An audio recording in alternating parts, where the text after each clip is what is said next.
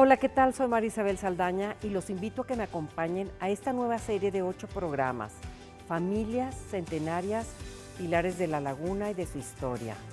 Historias de vida de familias laguneras que han participado en el desarrollo de esta región y contribuido con su talento en diferentes áreas como cultura, educación, deporte, comercio, industria, agricultura, ganadería, ecología y humanidades.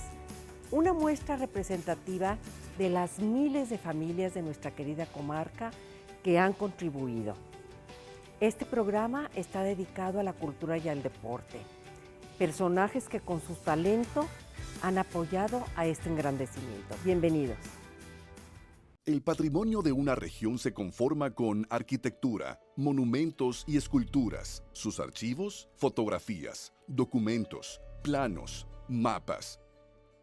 Las muestras culturales como la literatura e historia regional, la pintura, escultura y fotografía, la danza, la música de autores regionales, además del patrimonio intangible como es la gastronomía, las manifestaciones de la cultura popular como el canto cardenche, entre otras. El poder económico y político erige edificios, plazas, avenidas, monumentos a manera de títulos y encabezados. Estos signos, al adquirir sentido colectivo, rebasan su intención original y resumen el espíritu de una población que se identifica con ellos. Habitamos nuestra ciudad con la certeza de que la conocemos a la perfección. Sin embargo, tiene rincones apasionantes que no han sido explorados del todo, no por falta de interés, sino porque creemos que permanecerán inamovibles y en un parpadeo percibimos que se han eclipsado. La obra de arte no está completa sino hasta que se fusiona con la participación del otro. Adentrándonos en la geografía del arte monumental que palpita en los muros, observamos con la sensibilidad a flor de piel, con la intención de ser envueltos en la fantasía de las palabras diluidas en color, sintiendo uno de los privilegios de la vista, ser testigos, contemplar lo nunca antes visto, obras de arte en todo su esplendor. Sí, somos una sociedad dividida por dos estados, que sin embargo conservan una identidad regional debido a los procesos sociales que han transcurrido desde su formación como el virreinato, independencia, reforma, porfirismo, revolución y reparto agrario. Los laguneros en cada periodo contribuyeron a la conformación de esta región y país. En cada uno de sus procesos históricos, estos hombres y mujeres se levantaron y volvieron a construir lo que se había perdido. El carácter de los habitantes de tierra árida, con poca agua y un sol candente que supieron valorar y hacer crecer lo que tenían.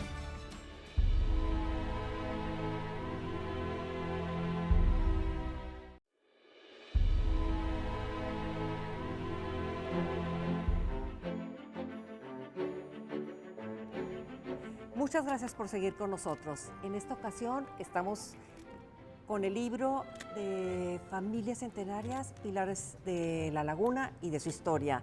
Nos acompañan en esta ocasión Gabriel Montaña, representante, director y bueno, descendiente de la tercera, cuarta generación de Casa Montaña, especialista en vitrales que están para orgullo de la laguna en todo México. Bienvenido, Gabriel. Muchas gracias.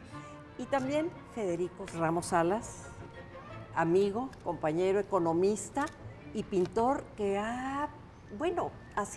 tiene un gran currículum por el lado de economista. Ahorita nos vas a platicar por tu lado artístico. Bienvenido, Federico. Muchas gracias por invitarnos. A ver, Gabriel, yo quisiera que nos digas cómo empieza Casa Montaña. ¿Tu papá de dónde llega a esta comarca? Mira, mi papá sale a los 12 años de Barcelona, solo. Va a dar a Cuba, donde está un hermano de él. Allí empieza a trabajar en abarrotes como buen emigrante y dura un tiempito donde aprendió el oficio, entonces el hermano sigue su aventura y se va a Colombia. Allí anda viendo a ver qué y a la hora no le funcionó, y entonces se vino a México. Y ya estableciéndose aquí en México, ya le manda a hablar. Entonces mi papá a los 15 años llega a México. y lo que hacían era andar vendiendo cosas que compraban en una casa que se llamaba Pellandini de la Ciudad de México, y allí vendían cuadros, espejos, cromos y hacían vitrales. Los maestros vitralistas que había allí en esa casa Pellandini eran catalanes. Entonces mi papá, por recordar su país, su idioma, los trató mucho con ellos. Y la cosa era que iban de pueblo en pueblo vendiendo la mercancía ofreciendo y recabando pedidos, todo relacionado con, vuelvo a decir, con los marcos, con espejos, con vidrios. Y una de las cosas que hacían era tomar fotografías en blanco y negro, y allá en México las amplificaban y las decoraban, y así estaban. Y tenían ruta hacia Michoacán, ruta hacia Guerrero, y luego empezaron a tener ruta hacia San Luis Potosí, y ahí en San Luis Potosí fue donde pensaron que se podían establecer, y se establecieron en San Luis Potosí. Eso fue en 1913, fue cuando se establecieron. ¿Y llegan aquí a la comarca cuándo? Ya de San Luis Potosí abrieron otras rutas y empezaron a venir aquí a Torreón. Y a Torreón, el negocio se abrió en San Luis Potosí en 1913, pero ya para el 14 ya estaban viniendo a Torreón. Entonces mi papá era el que se le ocurría venir aquí a Torreón, y se hospedaba en el Hotel Princesa, que todavía existe, y en uno de los locales que tenían abajo, en la planta baja, pues ahí empezó a hacer ya el negocio.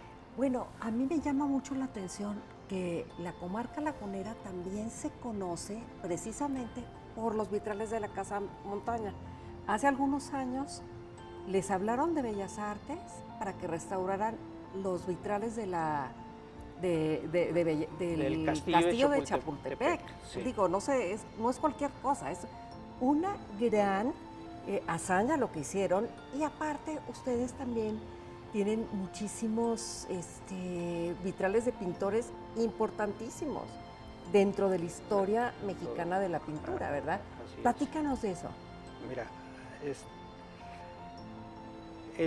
como comentaba, que ese trato directo con esos maestros vitralistas que había, pues fue una cosa que lo movió a mi papá y le interesó y aprendió. Y por cuestiones de la Revolución, esa casa Pellandini dejó de operar y muere el señor Pellandini, se cierra el negocio, y mi papá trae ya para acá Torreón algunos operarios que estaban allí, maestros operarios, y empieza a hacer vitrales. Entonces el contacto que se tuvo con los antiguos, digamos, clientes de esa casa Pellandini, recurrieron aquí a Torreón y sabían que existía. Incluso mi papá se trajo, bueno, de esos maestros que estaban en casa Pellandini, originarios de Barcelona, trabajaban en una casa Rigal en Barcelona. Entonces mi papá va allá a España, habla con los señores Rigal, y viene un sobrino de ellos, Eugenio Robreño Rigal, a establecerse aquí. Y realmente por contactos, por conocimientos, se tuvo pues la conexión con Fermín Revueltas, sobre todo, que él empezó a diseñar varios vitrales. Los principales pues fue para el Centro Revolucionario, Centro Educativo de Revolución en la Ciudad de México, que está ahí contra esquina de la Ciudadela. Son vitrales que se hicieron y pues llamaron mucho la atención. Hechos por Casa Montaña, que eso es Claro. lo importante. Casa Montaña, La Laguna, está en todo México y en el arte. Ahora también en Zacatecas están vitrales pintados, bueno, de ustedes obviamente Casa Montaña, pero dibujos de Coronel, ¿verdad? Sí, realmente se da una triste coincidencia, ¿no? De que las obras póstumas de Fermín Revuelta fueron los vitrales. De hecho, Fermín vivió 33 años, creo, 37, no sé, pero falleció después de varios vitrales que se hicieron de él, porque se hicieron en varias ciudades de aquí de México. Y en Zacatecas también ya se había trabajado, y por don Federico Sescós, que nos conocía nuestro trabajo, hubo el contacto para que en el edificio del Congreso, ahí en Zacatecas, hiciera Pedro Coronel un diseño. Y ahí fue donde lo conocimos y estuvimos platicando con él y haciendo el diseño y el vitral. Coincidentemente, también Pedro Coronel fallece unos días antes, después de que se hizo el vitral, pero no lo llegó a conocer porque estaba enfermo, ¿no?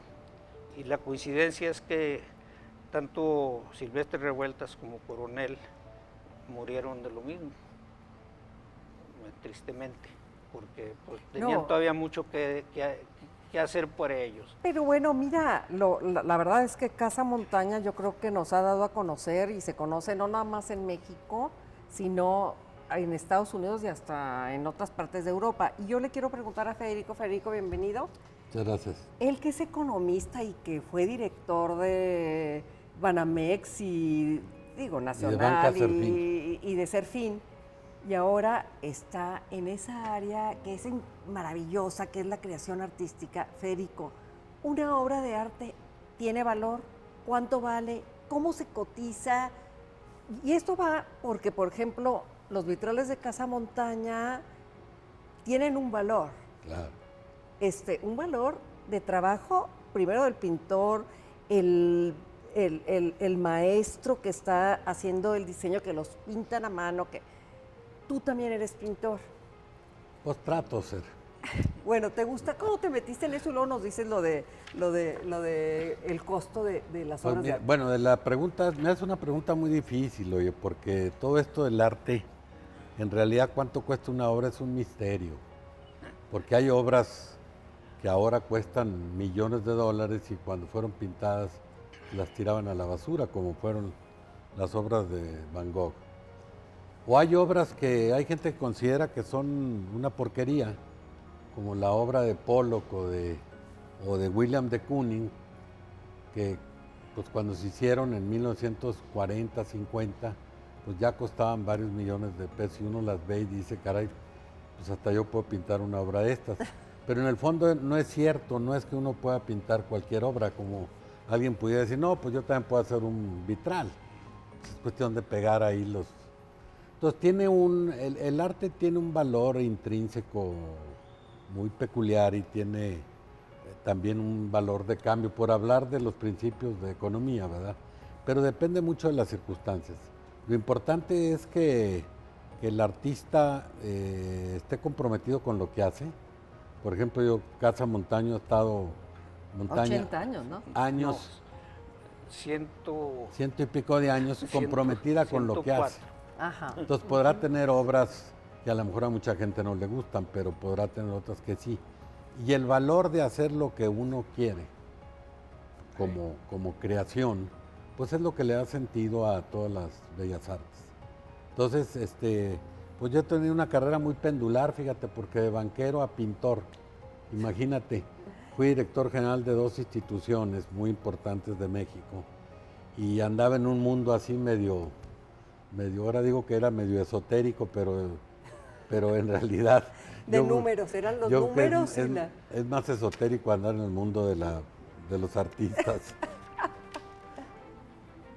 ¿Cómo ven ustedes la creación artística aquí en la comarca lagunera? Porque bueno, me han dicho que no hay una escuela de artes visuales que sea realmente puesta con toda la mano. Hay diplomados, hay cursitos aquí, cursitos allá, pero como un muchacho que realmente tenga ese talento, como miles de laguneros, digo, lo tienen, ¿cómo puede estudiar y crecer y aprender?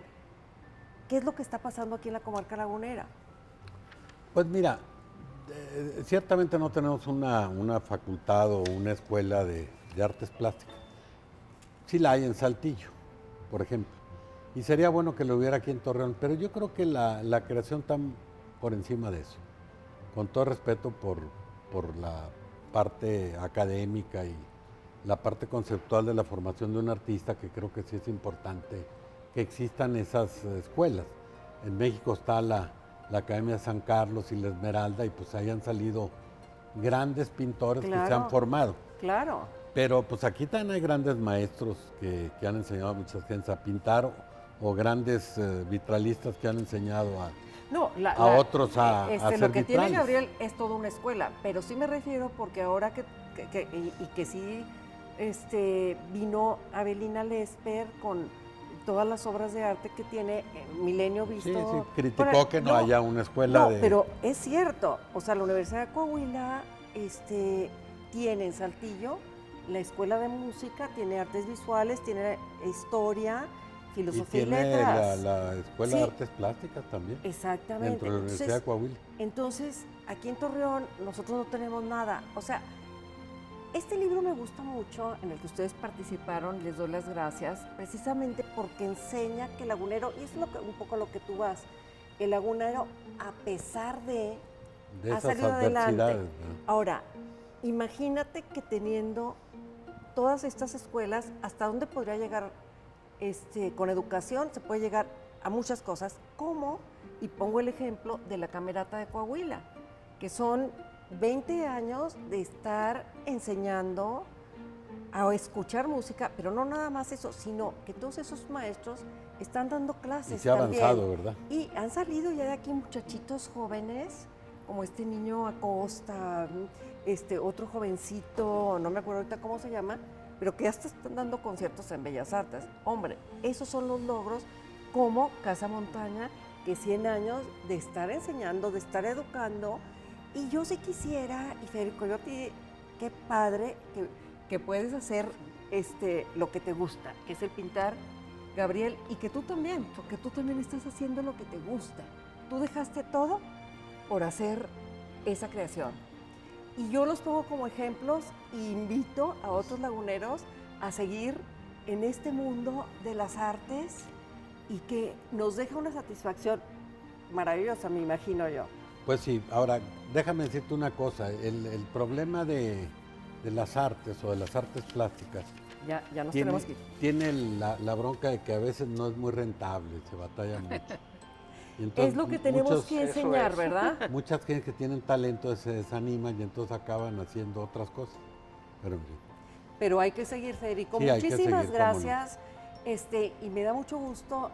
Vamos a pasar también algunos de tus cuadros aquí, también obviamente de Gabriel.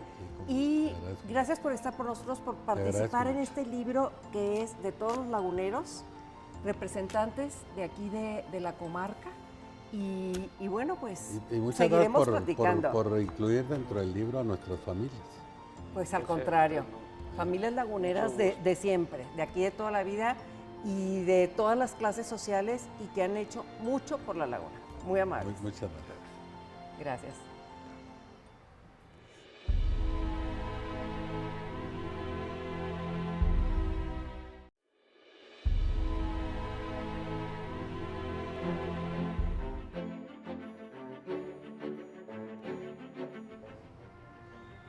Ok, muchas gracias. Seguimos con nosotros en nuestro programa Familias Centenarias, Pilares de la Laguna, y con nuestro programa de cultura y deporte. Y en esta ocasión, y me da mucho gusto tener aquí en mi programa a Carlos Velázquez, que le dicen el rock star de la literatura postnorteña, y a Verónica Zambrano y a Jesús Marí, nuestros fotógrafos de aquí de Milenio. Bueno, Jesús no tanto, pero son los que se dedicaron a tomar todas las fotografías de este maravilloso libro que ustedes pronto lo tendrán en sus manos.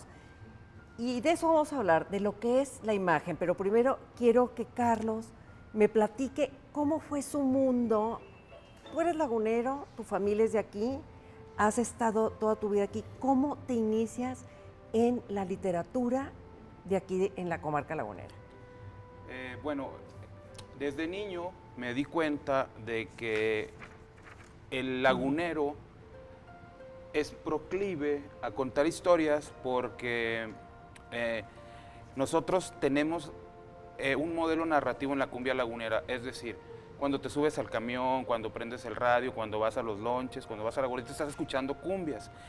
Y dentro de las cumbias hay una estructura letrística que cuenta una historia. Entonces ahora, en estos días que hay muchísimos escritores de la región y que incluso hay muchísimos escritores en el estado, una de las explicaciones viene mucho porque nacemos con este modelo narrativo que también se nutre muchísimo de las estructuras de la canción norteña, ¿no? Es decir, escuchamos los corridos, las historias de balazos, de vaqueros, que hay en todos estos corridos de la música norteña, que son también una propuesta narrativa que al momento de que yo entré en contacto con los libros, con el mundo de la literatura, me di cuenta de que yo ya había adoptado un cierto modelo narrativo en la música de la región y que combinado, digamos, ya con el arte literario, es decir, con una preparación plenamente literaria, es como descubro yo que tengo una facilidad para relacionarme con el lenguaje y a partir de ahí empiezo a crear ficción, empiezo a escribir historias y de repente, de la noche a la mañana, porque esto fue bastante rápido, pues resulta que ya estaba creando obras, digamos, de más o menos de largo aliento y que me instalaron de inmediato en el panorama de la literatura a nivel nacional. Pero mi pregunta es, ¿estudiaste para escribir en algún taller, alguna carrera o no? ¿O cómo fue eso? Bueno, dijiste, ya voy a escribir, o necesitaste una preparación, independientemente de todas las influencias. Bueno, escribir es algo que nadie te puede enseñar, excepto los libros. Entonces, toda la preparación que uno requiere es leer, ¿no? Estar metido casi las 24 horas del día en los libros. Yo cuando estaba estudiando la preparatoria deserté en el último semestre porque me era muy poco atractivo y me aburría mucho en la escuela. Pero eso no significaba, o sea, yo decidí no estudiar una carrera universitaria. Entonces, eso no significó que mi preparación se detuviera. Entonces, lo que hice fue que me puse a leer en serio, ¿no? Y eso me dotó, pues, de todas las herramientas que yo necesitaba para dedicarme a la literatura. En alguna ocasión pensé estudiar letras, pero el inconveniente que yo veía en esta carrera es que te hacen un licenciado, ¿no? Te hacen licenciado, o sea, es una licenciatura, ¿sí? No te hacen escritor y además la gente que estudia letras tiene la obligación de leer una cantidad de libros porque así lo establece el programa. Entonces yo decía, no, yo lo que necesito es leer ciertos libros y ciertos autores para afinar el modelo narrativo que yo quiero poner en práctica. Entonces no fui a la universidad, pero creo que incluso he trabajado muchísimo más que si yo hubiera tomado la decisión de estudiar una carrera. En tu entrevista que aquí te hacen en el libro que le hace nuestro amigo mutuo Edgar Morales, dice que tú fuiste un niño de la calle. Bueno, yo creo que es una hipérbole. Bueno, yo nací en el Cerro de la Cruz, ¿no?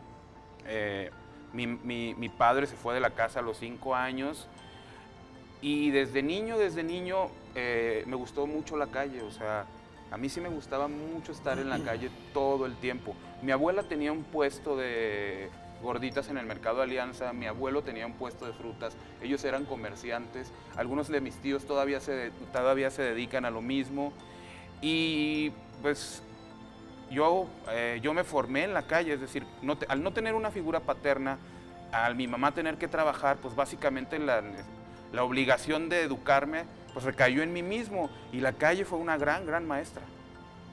Y se ¿Cuál, nota. cuál es el libro con el que te sientes más contento?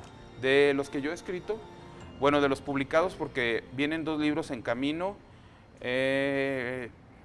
Yo creo que La Marrana Negra de la Literatura Rosa, que es mi tercer libro de cuentos, es un libro al que le tengo muchísimo, muchísimo cariño, porque yo creo que es el que ya me dio la madurez literaria, fue el que me hizo sentirme ya como un autor con ciertas facultades.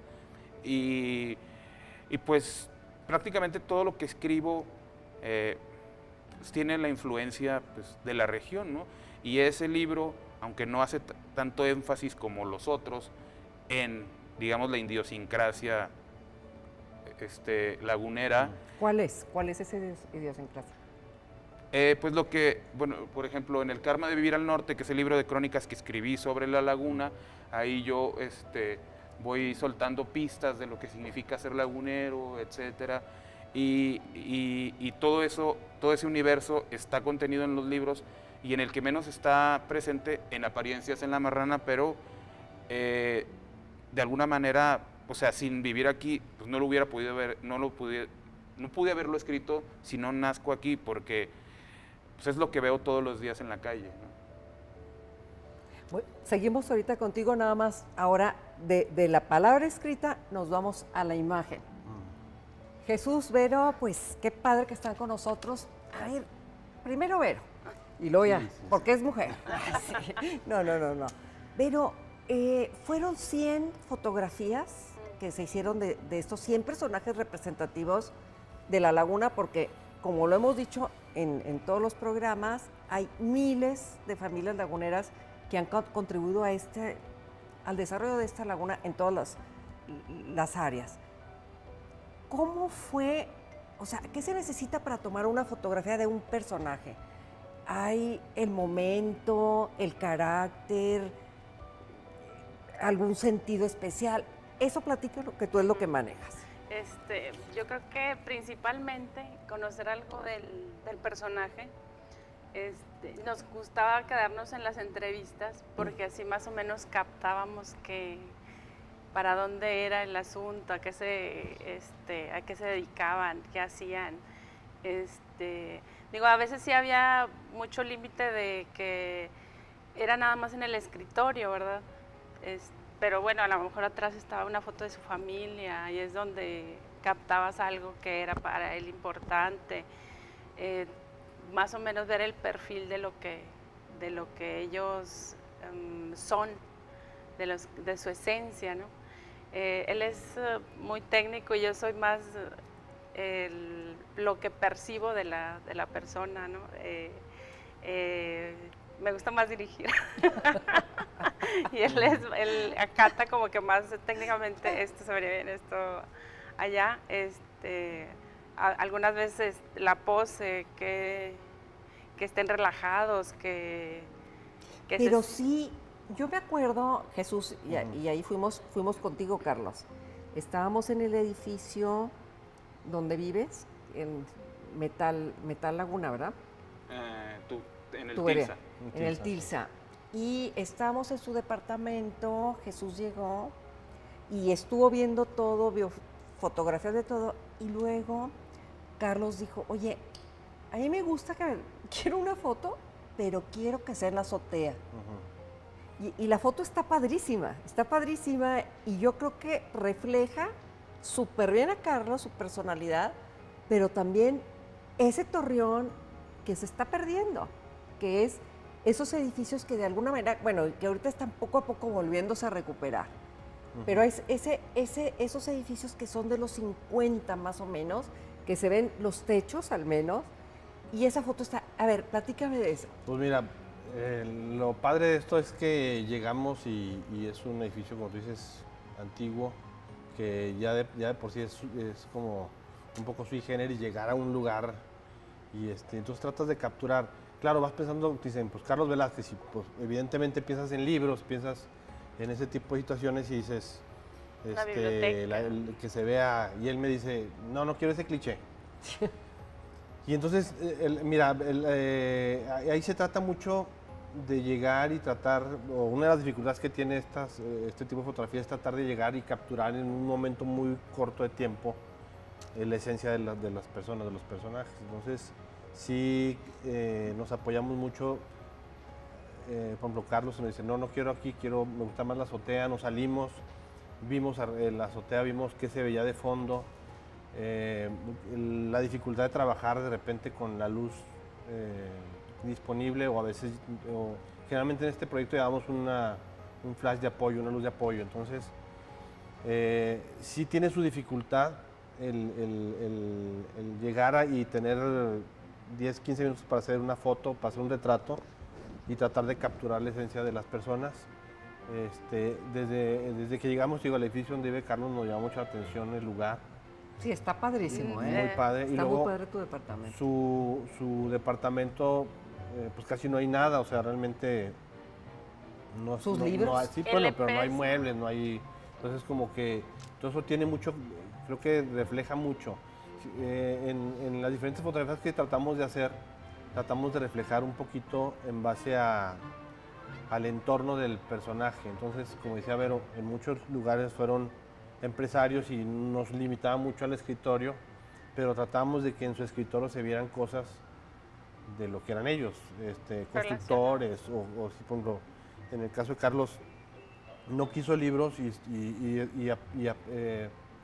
nos apropiamos de la propuesta y tratamos de que se vea diferente, pero que siempre retrate lo que es él. Entonces, cada personaje tiene su entorno, tiene su dificultad, pero... Y aquí los van a encontrar, padre. Yo se los recomiendo porque la verdad es que las fotografías están padricísimas. Fue un trabajo de casi 8 meses, de 100 personajes, y sí valen la pena, su trabajo, de verdad. Muchísimas gracias por estar aquí y por haber hecho esto. Y Carlos, para ya terminar y como cerrar un poco, las editoriales, una editorial que te ha impulsado muchísimo es Sexto Piso. ¿Te sientes, sin ella no hubieras hecho las cosas, o te sientes protegido, o hay otros planes, Bueno, lo que pasa es que detrás del libro, cuando ya está en la mesa de novedades, hay un trabajo muy, muy grande. O sea, uno se sienta, uno está solo cuando hace el libro, pero luego después el libro pasa a la corrección, pasa a la edición, pasa a la revisión final, a las galeras, y después, o sea, el trabajo no termina ahí. El trabajo es que hay un equipo, que en este caso es la bodega, los libreros, que son los encargados de llevar el libro a la librería, de platicar con el librero de la librería, porque el librero es finalmente la última frontera entre el lector y el autor, que en este caso soy yo, porque muchas veces hay gente que llega a una librería preguntando, quiero leer un libro de un autor joven mexicano, ¿cuál me recomiendas? Entonces, si esta cadena está bien sólida, es sólida, y llega alguien y pregunta, ¿qué autor me recomiendas? El librero, quien a lo mejor en ocasiones ya leyó tu libro, y si no tiene toda la información necesaria, es el que se lo da al lector que todavía no te ubica como autor, y se lo lleva. En este sentido, Sexto Piso ha sido fundamental. No he estado con muchas editoriales, pero se hace un trabajo, sobre todo hay mucho contacto humano, ¿no? O sea, cuando tiramos el libro por primera vez, lo que se hace es una visita a librerías, o sea, es decir, yo voy con el librero a platicar con él, a regalarle mi libro, a invitarle un café, a invitarle una cerveza y decirle, mira, el nuevo libro trata sobre eso. Y eso ha funcionado muchísimo porque Sexto Piso es una editorial muy importante, pero digamos, no es una transnacional, es una editorial... pequeña, realmente. Es una editorial pequeña. Sin embargo, o sea, nosotros pequeña, pero muy reconocida. Sí, y tiene un prestigio que, o sea, las transnacionales tienen muchísimo dinero, muchísimo apoyo para publicidad, pero en ocasiones no tienen el prestigio que tiene esta pequeña editorial. Nosotros, en el caso de La Marrana, hemos vendido más ejemplares que si estuviera, que libros que están publicados por transnacionales, lo cual habla de que la transnacional pues es un asunto más frío, ¿no? O sea, no, y aquí, la verdad, a mí me da muchísimo gusto toda tu trayectoria y de veras me siento súper contenta de que este muchacho joven lagunero nos esté dando a conocer en todo el mundo. Y bueno, y con ustedes también muy agradecida porque, ay, me sentí como Paco Malgesto, así decía, ¿verdad? Muy agradecida, muy agradecida. Bueno, pues sí, muy agradecida, la verdad. No, también Yo creo que en este libro vamos a tener la imagen, vamos a tener la palabra, vamos a tener la historia y 100 personajes. Y en este momento, pues yo les doy las gracias por haber venido con nosotros y los felicito. Y pues qué padre que son laguneros. Aquí estamos. Gracias. Volvemos en un momento. Gracias.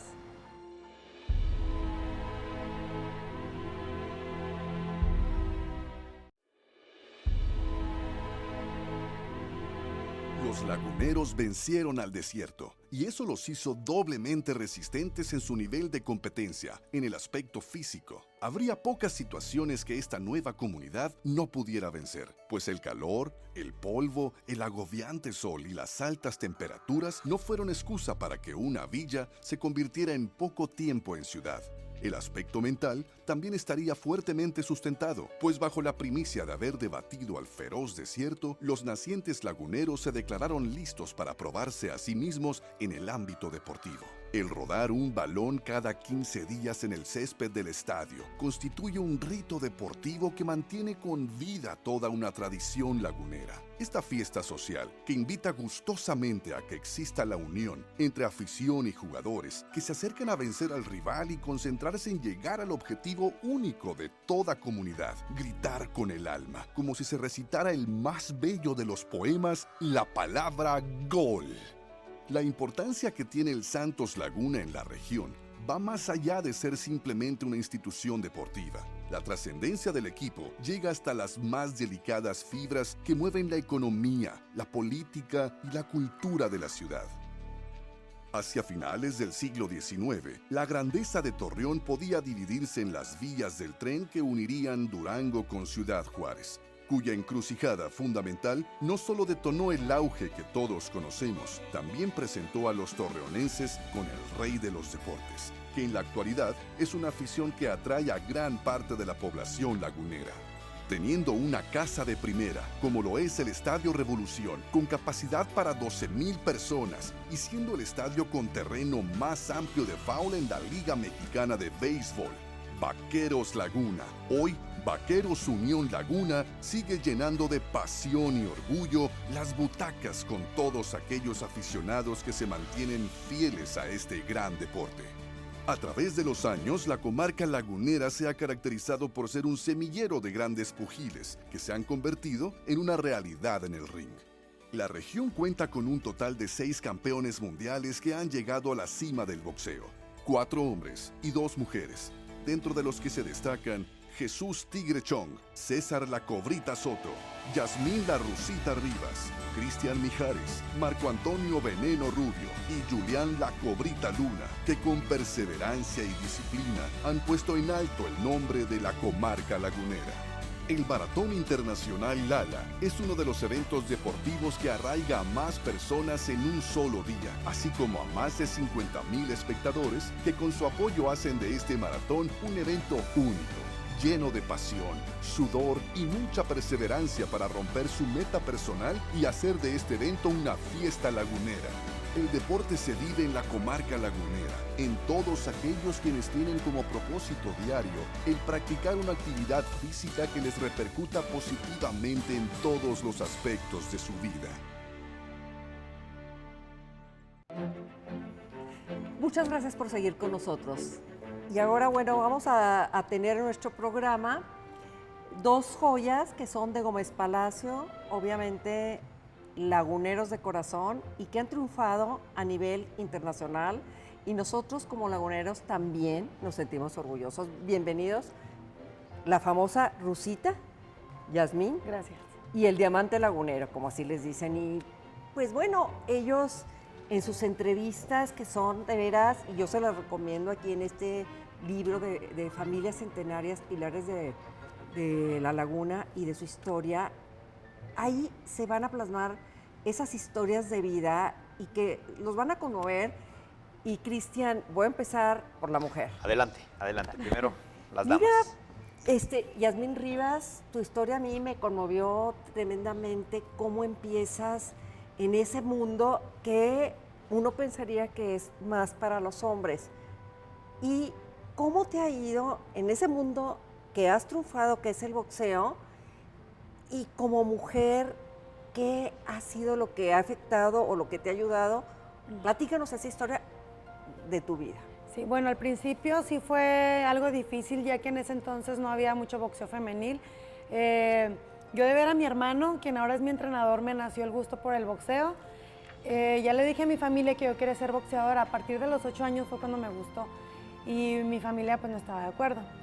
Como vivíamos en un rancho, se llama Ejido Las Playas, ahí teníamos unas bodegas y mi hermano ahí tenía costales y todo eso, ¿no? Yo sola iba, me enredaba las vendas como podía y yo sola me ponía a pegarle y amarraba una cuerda para hacer cintura. Ya como vieron que me gustaba, a partir de los 11 años mi papá me llevó al primer gimnasio. Y pues sí, de hecho el entrenador al principio decía que así como que, bueno, nada más porque eres hermana de Abel, porque la verdad yo no entreno mujeres. Y así, pues la verdad sí hubo bastantes trabas, muchas barreras que se me presentaron en el transcurso de, pues sí, no, de esa etapa cuando apenas empezaba, como les digo, no había mucho boxeo femenil. Entonces yo a los 13 años me debuté, nunca hice peleas amateur. Debuté, gané en el primer round contra una chava de 23 años y ya fue cuando dije yo, de aquí soy. Ahora, fuiste también en el 2012 nombrada la mejor boxeadora a nivel internacional, ¿verdad? Sí. En peso pluma. No, en peso gallo. Peso gallo. Sí. Era cuando era campeona de la Oye, FIB. no es cualquier cosa, es algo importante. Sí, bueno, a los 16 años fui campeona nacional, a los 17 años obtuve mi primer campeonato del mundo, fue en peso mosca. A partir del 2011 ya fue cuando como que mi carrera ya fue más para arriba, ¿no? Ya que la gente me empezó a conocer, ya que mis peleas las transmiten pues por la televisión. A partir del 2011 fue cuando gané el campeonato de la FIB. En el 2012 fue cuando me nombraron la campeona del año. También ya fui campeona del CMB, que es el campeonato que normalmente todos los boxeadores es el que buscamos. Ahorita nos va a platicar Cristian, sí. pero aquí con la Rusita hay algo importante porque la Rusita va a ser madre. Va a ser mamá, tiene una niña hermosa de 7 años. Sí. ¿Cómo le haces para combinar esa carrera? Bueno, y esto es para todas las mujeres, ¿eh? ¿Cómo le hacen las mujeres para combinar? Y la tuya es una carrera más especial todavía por este deporte, para combinar el ser mamá y tener una carrera de boxeadora y aparte tan exitosa. Bueno, sí es difícil ya que el boxeo es un deporte muy complicado que te exige mucho. Y bueno, sobre todo es difícil cuando tengo que dejar a mi hija. Por ejemplo, mi hija cuando tenía 1 año y medio, yo me fui a Chiapas, estuvimos en un reality show, me fui 1 mes y medio. La verdad para mí fue muy difícil, pero en parte pues, bueno, yo soy madre soltera y también todo lo que hago lo hago por ella, aunque pues también sí implica bastantes sacrificios. Ahorita ya el próximo mes cumple 8 años mi bebé y ahora, por ejemplo, después de la pelea, pues nos tomamos un descanso y ella es como que, mamá, ya vete a entrenar, tienes que entrenar, si no, no vas a ganar. Aunque en realidad a ella no le gusta ver ya mis peleas, por lo mismo que dice que no le gusta ver que me peguen, pero te digo, ella sí me apoya, a pesar de su corta edad, te digo, ella es la que me impulsa, me motiva para que siga entrenando, dice que... Pues mira, yo aquí lo que veo son historias de éxito realmente. En esta ocasión los tenemos ustedes, que los dos son boxeadores. Pero bueno, ahorita Cristian nos va a platicar más cosas. Pero esta determinación, perseverancia, disciplina, es los que los ha hecho ustedes grandes. Y a mí me da muchísimo gusto por ti. Hay un gimnasio que tiene tu nombre, sí, ¿verdad? Sí. Y ahora me quiero ir con el diamante lagunero, que es Cristian, que también otro Gómez Palatino, orgullosamente lagunero, y que nos platique cómo inicias en este mundo que parece que es tan difícil, pero que también hay raíces de tus padres, de tus tíos, ¿verdad? Mis tíos, exactamente. Que están, a ver, platícanos esa historia porque nos encantaría conocerla. Bueno, que ya estoy bien emocionado escuchando aquí a la Sí, Rosita, no mi sé, compañera. sí, O sea, sí. que a final de cuentas son historias de éxito, ¿no? Que todos venimos desde muy abajo, que lo que platicamos ahorita fuera de cámaras, que con disciplina, con tenacidad, con perseverancia, se logra ser alguien en la vida, ¿no? En este caso fuimos campeones, somos campeones del mundo en el boxeo, pero son historias que son muy similares, y lo que más nos identifica a Yasmín y a un servidor es que venimos de una barrera muy fuerte, que era el que nadie creía en nosotros. Y eso para nosotros fue ir en contra de la corriente y fue mucho más motivación para salir adelante. Mira, demostrado, Oye, los campeones así, mundiales de Gómez Palacio. ¿no creen? Ahora más. Claro, Ahora claro. demuestro. Claro, mis raíces sí vienen de mis tíos, desde mi abuelo materno. Yo soy Cristian Mijares, porque los Mijares son por parte de mi mamá. Mi primer apellido es Lucio, yo soy Cristian Lucio Mijares. Pero la dinastía de los boxeadores es por parte de mi madre, ¿no? De mis tíos, de mi tío Vicente Mijares, de mi tío Ricardo Mijares, que son mis entrenadores todavía. Ellos me hicieron boxeador desde muy chiquito. Y pasó muy similar, ¿no? También tuve muchos primos boxeadores que ellos ya entrenaban, que ellos ya peleaban, y yo iba igualitito, así igual que la Rosita, ¿no? Pues nadie me volteaba a ver por chiquito porque era el más mencillo, pero ahí me fui metiendo y disciplinando hasta que se dieron cuenta que tenía talento y que era disciplinado, y que la disciplina, para mí la disciplina vale mucho más que una persona talentosa. Fíjate que en tu entrevista ahí hablas de que tu mamá, dices, bueno, que tu mamá era la que exigía, si te metes a algo lo vas a cumplir. Totalmente. Y luego me llamó la atención porque dice, bueno, lo que me enseñó mi mamá, yo se lo estoy transmitiendo a mis hijos. Claro. Yo también estoy Fue siguiendo eso. perdón que te interrumpa. No. Ahí fue una combinación impresionante. ¿Por qué? Porque mi papá trabajador, para mí papá es mi héroe. ¿Por qué? Porque siempre trabajó toda su vida, una persona tan trabajadora, pero él tenía que salir siempre se la vivía de viaje. O sea que el papel de papá a mi mamá se lo aventaba a mi mamá. Era la que nos tenía disciplinados, ella es la que nos decía, me lo cumple y me lo hace. Mi papá siempre fue muy trabajador, nunca nos faltó nada. Fue una combinación muy buena y muy bonita para mí, para mis hermanos, que mi mamá fue la que nos trajo ahí, pero mi papá nos traía para comer. Qué padrísimo.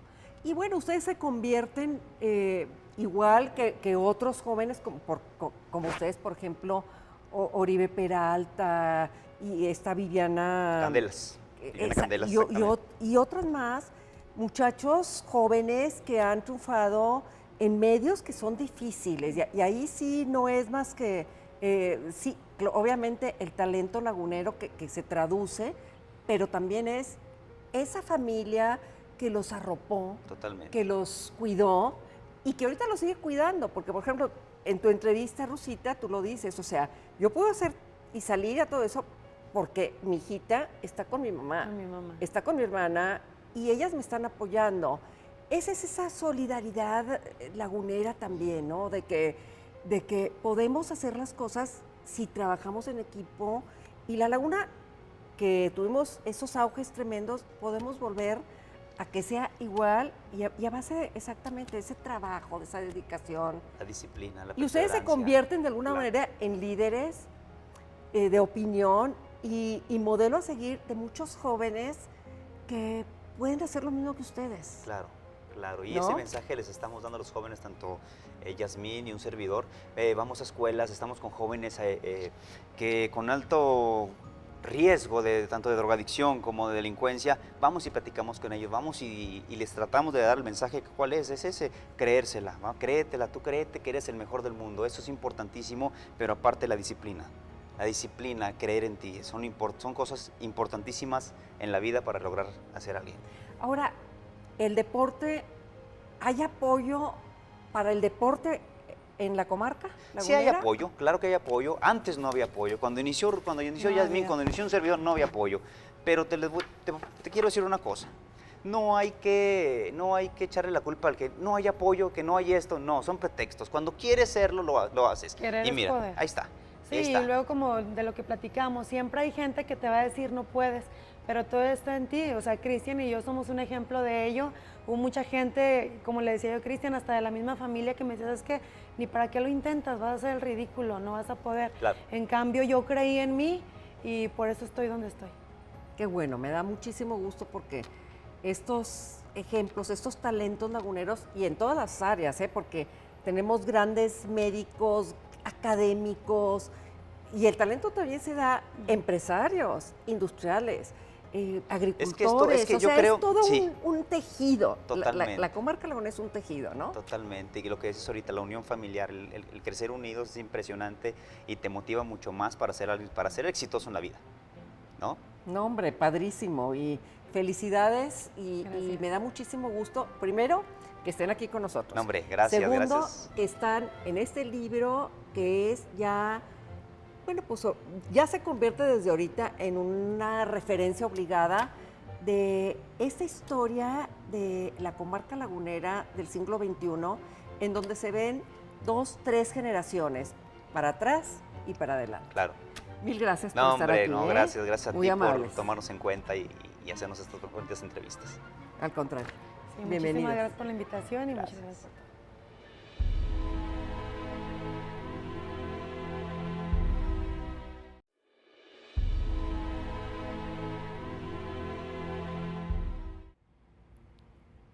Llegamos al final de nuestro programa. Les agradezco el haberme acompañado en este viaje sobre la cultura y el deporte aquí en la comarca. Los espero la próxima semana en Familias Centenarias, Pilares de la Laguna y de su historia. Es una cita.